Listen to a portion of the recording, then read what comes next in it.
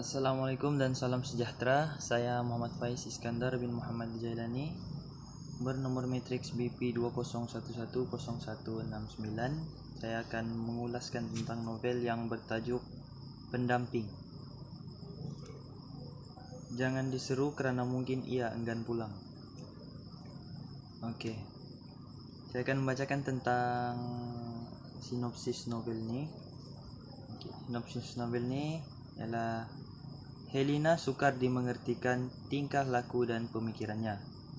Hijab Amy yang terbuka pula mampu melihat lebih daripada yang diinginkan.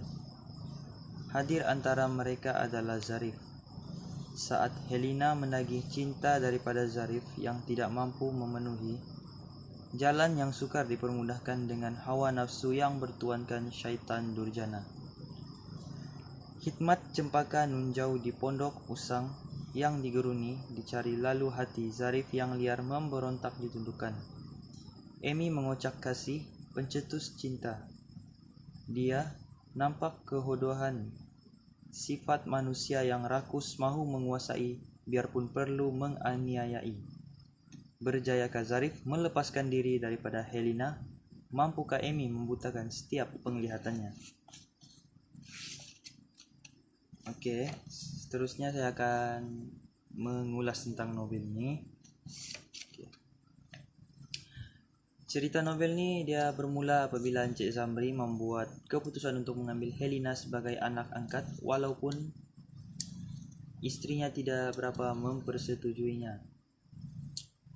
Tujuan Encik Zamri ini dia mengambil Helena sebagai anak angkat karena ibu Helena telah dimasukkan ke dalam penjara akibat kes jenayah yang dilakukan, dan kemudian ayah kepada Helena pula merupakan orang yang miskin lah, susah. Amy adalah anak kandung kepada Encik Zamri dan istrinya. Amy ini dia seorang gadis yang hijabnya dibuka sewaktu kecil lagi. Dia mampu melihat benda-benda halus yang tidak boleh dilihat oleh orang lain. Seorang lagi watak yaitu Zarif, yaitu jejaka kacak dan bergaya. Dia merupakan jejaka yang menjadi rebutan para gadis di kolejnya, termasuklah Helena. Apabila menggunakan cara yang lembut, Helena tidak berjaya memikat Zarif. Dia menggunakan cara yang halus untuk mendapatkannya. Cara yang halus tersebut ialah menggunakan benda-benda yang syirik seperti yang di dalam cerita novel ini ialah cempaka. Cempaka apabila namanya diseru, dia akan tiba bagaikan angin dan dia akan hilang juga seperti angin. Dia hanya mampu dilihat bayang-bayangnya dan tidak dapat melihat raut wajahnya. Walaupun dia itu menakutkan, tetapi dia bagaikan satu hiburan buat Helena karena Helena mempunyai kawan di alam gaib. Namun begitu, dia tidak sama dengan Amy. Amy melihat bayang-bayang itu sebagai satu yang menakutkan karena baginya bayang-bayang tersebut boleh menjelma dalam berbagai bentuk. Walaupun sudah dihalau dengan menggunakan ayat-ayat suci, tapi lembaga itu tetap sentiasa datang kepada Amy. Sama ada di dalam tidur ataupun kala Amy sedang terjaga, bayang-bayang tersebut akan datang untuk mengganggu Amy. Zarif yang tidak tahu apa yang terjadi ke atas dirinya seakan menjadi orang yang tidak tahu apa-apa ataupun orang yang bodoh yang hanya mampu mengikut rentak Helena. Namun dia bernasib baik karena mendapat sahabat yang baik dan prihatin atas apa yang terjadi kepada dirinya. Apa yang Helena rasa akan dirasai juga oleh Zarif. Sebagai contohnya,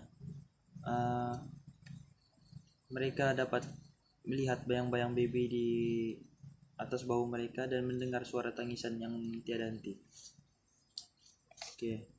Simpulannya, Zarif dapat mengelakkan dirinya daripada gangguan-gangguan tersebut, dan seterusnya juga Amy masih lagi dalam proses untuk menutup hijabnya berpandukan kepada Al-Quran dan Sunnah lah yang diajarkan oleh Ustadz Muhammad nama dia, watak Itu adalah watak sebagai ustadz yang merawat Emi, dan segala pesanan ustadz itu dia ikut sampailah dia rasa macam dia sudah tidak dapat melihat lagi benda-benda yang halus selepas itu. Dan penghujung cerita ini dia seolah-olah Emi dan Zarif ini dia seolah-olah macam berpasangan lah, ataupun ada hati antara satu sama lain, Emi dan Zarif. Sekian itu saja daripada saya.